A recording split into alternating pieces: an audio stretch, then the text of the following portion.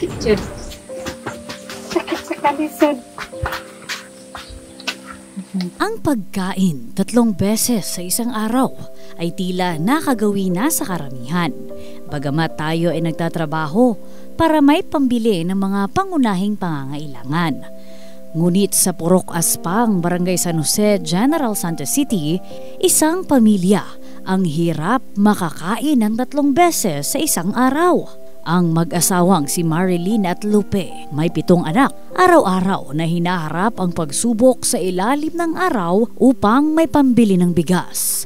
Tanging ang hanap buhay ng pamilya ay ang tagakuha ng mais. May mga araw na 1 beses lang silang nakakakain.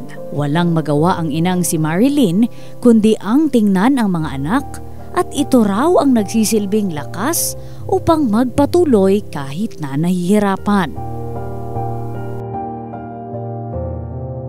Katry mi ka ng sa kaadlaw kay Sara.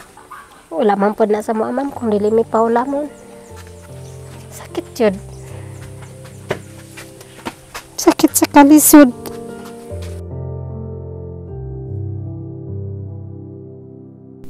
Ang manggang hilaw na ito ang minsan lang naging sagot sa kagutuman ng pamilya Dialod. Minsan naman, saging.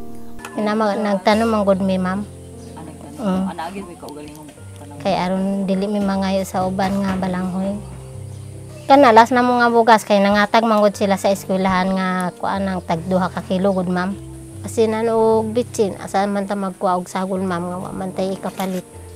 Luitan aon kanay sahay ang uban mag kay mga pagkaon, sahay mamalit sila.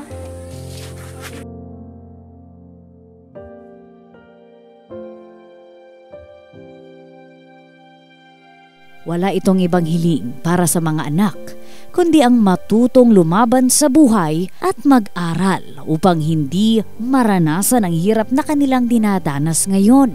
Dahil sa kalunos-lunos na sitwasyon ng pamilya Dialod, agad tayong umaksyon kasama ang 1 tahanan